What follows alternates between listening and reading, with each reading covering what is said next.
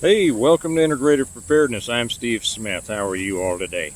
I just put one up over on the Patreon channel about truck guns, and over on that one I explained that we're out here today at the New Century Airport in Gardner, Kansas for the air show. So I forgot my mic, so I'll try to talk loudly enough for you to hear me. The Thunderbirds are out here, so I don't know if they'll be coming by while we're making this.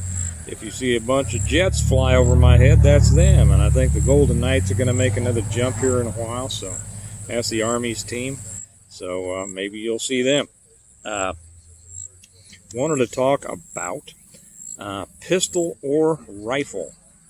And this kind of is a spin-off from my truck gun conversation over on Patreon. But it has to do, and as I explained over there, I have said, and I think if you all have been with me for a while, by the way, welcome to all the new people. It's good to have you here. Hope you get something out of this, and as I always say, I've got the smartest YouTube commenters in YouTube land. So after you get done, or while you're listening to me, go down and check the comments, because you're going to probably learn something from them.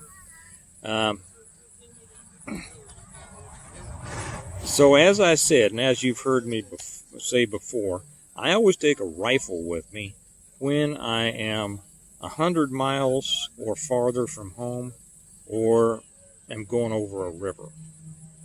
And I don't remember if I explained this exactly on the truck gun video, so I'll do it here.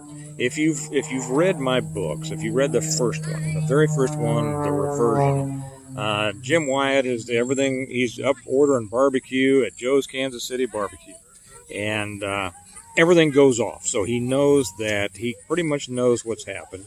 And by page 3 or 4, we see him. He gets some barbecue because he's got some cash on him, and then he goes out to his car, and it says in there that he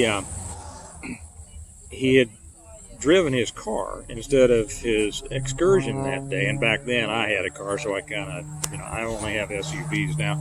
I'm going to make another video here pretty soon about choosing between a pickup and an SUV and why I recommend SUVs. But anyway, so it says he had driven his car instead of his excursion, which meant that he didn't have a rifle with him, which then he regretted, because he had about 20-25 miles to get back home, and he would have liked to have a rifle.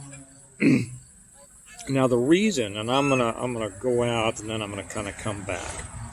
The reason that I always carry a rifle with me when I'm 100 miles or over a river from home is because, and I always I am always prepared for the big one. Okay, it happens. It comes down.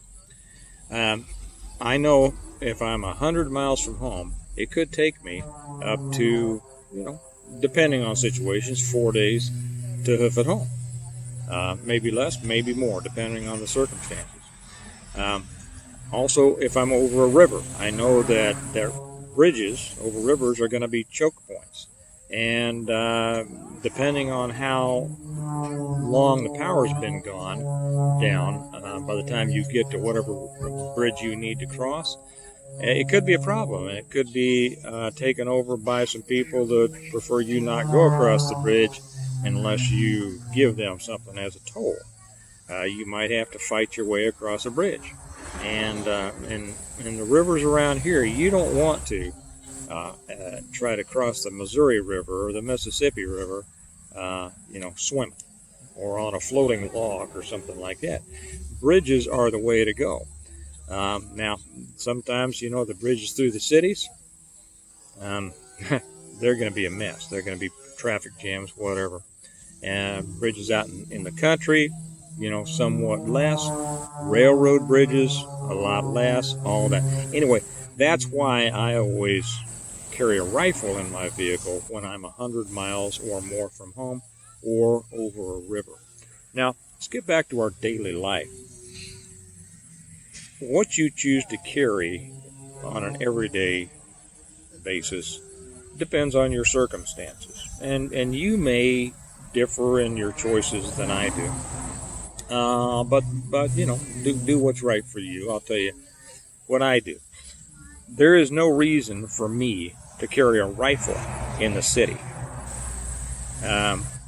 Most city situations, and by the city I use that term loosely. Those of us who live in the suburbs know that there's a great distinction between the suburbs and the city. Okay, the city, I mean, you go down to the center city, the urban core, that is an entirely different world. It is as different from the suburbs as the rural is to the suburbs. So we're making, steps there. But in most situations, I'm in the suburbs, almost always am. One pistol is all I need. With a reload, I can't, now, you can say, well, how do you know this? Okay, well, I've lived in the city and the suburbs for 68 years. I have hardly ever, and I need to qualify that, needed a firearm. Hardly ever. To get home. Now, and I know that that's throwing up some questions. Steve, tell us about when you needed one. I'm not going to get into that. But I've hardly ever needed a gun at all. Okay. But in a situation, there's no way that I would go out without one, because you never know, right? You all know that. And there's no way that I go down into the city without at least 2 plus reloads. Why? Because if something happened down there, I know that I've only got me to depend on for a good bit of time. If it's not the big collapse and somebody calls the police, and I tell you what, if you get into a situation where you're getting jumped, where you're getting yourself in a gunfight situation, you're not going to be calling 911, okay? Because your attention has to be on the immediate problem. And down in the city, a lot of people aren't going to be calling 911. They hear gunshots, they're just ducking inside, and they're wanting not to see what's going on because they don't want to be a witness, okay? You are on your own, and you could be on your own for a good bit of time. That means you want to have enough there to hopefully take care of the problem. Now, in a city, in most of those situations, whether it's an attempted robbery or an assault or a drive, whatever you're involved in, it's usually not going to be a running gun battle. Now, we do have those. We do have those in Kansas City, and they have them in every city. A running gun battle. We had one over on the east side not too long ago. And but for the most part, I can't imagine you needing more than 2 guns and a couple of reloads. Okay, so that's why in the city, that's what I hold myself. Now, in a grid down situation, even at that, to where I would prefer a rifle if I'm 100 miles out. If I'm in the city, I've probably only got at most 25 miles to get home. I'm going to be able to make it home with a couple of pistols at 25 miles. And depending on what the situation is, let me put it this way. Say that riots break out. Okay, riots break out. That causes a societal collapse of a certain kind. And for whatever reason, maybe my car's out of commission. For whatever reason, maybe it's blocked in by a riot, traffic jams, things like that. I'm going to have to make a decision. Do I stay with my vehicle? Do I stay in the area but apart from my vehicle? And there are those who say always stay with your vehicle. Well, that's not true. That's not true at all. Just you have to take a look at the situation. Situations are different, and you have to flow with the flow. So maybe I want to stay in the area, but not with my vehicle. Or maybe I said, this is, hey, guess what? My car's on fire. There's no reason to stay with it. I think I'll go home. And so I know my way through the city, and it could take me a day to get home, depending on what the situation is, whether I want to travel a day at night. There's good and bad with both. We don't have time to talk about that here. But in either situation, I'm going to stick out like a sore thumb if I'm walking down the street with a rifle hung around my neck, right? And I'd rather not draw that attention, because you're going to draw the attention not of just, it might keep some of the bad guys away from you. It might get you shot by the cops. Simple as that. So I just want to have, the guns that I need on me and available, but without necessarily showing them while I make my way through the city or around the city or however I want to go. I will add one thing here, because a question came up. I heard somebody talking in another video. He says he doesn't carry a sling on his rifle. I would always carry a sling. I should have put this up over on the Patreon about truck guns. I would always keep a sling on a rifle, or at least a sling in the truck, because if everything goes to pot and you're 100 miles from home, do you want to be carrying that rifle in your hand the whole way? Well, I can find a rope and tie it around. Yeah, I guess you probably could. Well, I could find some fibers, some fibrous plants, and plate myself a lanyard. I guess you could. It'd be a lot easier just to have a sling, wouldn't it? So yeah, I do always, I would say always have, if you're going to be carrying a rifle, have a sling on it. So that's pretty much what I say. If you're in the city and you have a rifle in your vehicle, remember that you are responsible for that rifle, okay? And whatever that rifle does. And if you're in the city and you're getting in and out of your car or your truck, now if it's in a trunk, that's one thing, but I know a lot of us, we drive SUVs and pickups, and very often, depending on what your truck looks like or your whatever, if you are leaving your vehicle to go in to meet somebody, to go in and have lunch, to whatever it is you're doing, to have a meeting, to go to traffic court, doesn't matter what it is, to have a rifle secured only by the strength of your driver's side window, to me that's unsecured. I don't consider glass being secure.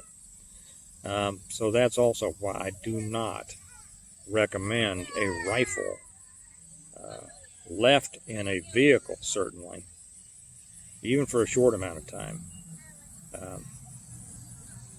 especially in the city. I think that just about does it.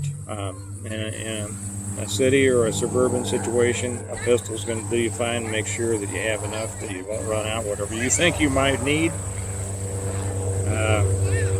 Rifles, 100 miles out. This is me. You do what you want. 100 miles out or across a river. That's why I do it. But the idea of a rifle as a primary weapon in the city brings with it its own problems. So, hey, ask questions if you want. If you're new here, because I know that a lot of times when I make gun videos, it brings a lot of people to them that aren't usually with us. So for those of you who have joined us who aren't usually with us on the channel, I'll simply say that we, we're always willing to hear questions and things, but be nice, be respectful. We are not a channel to where people argue, and I do have a lot of experience in this stuff. So if you have an opinion that differs from mine, I don't have any problem with hearing your opinion.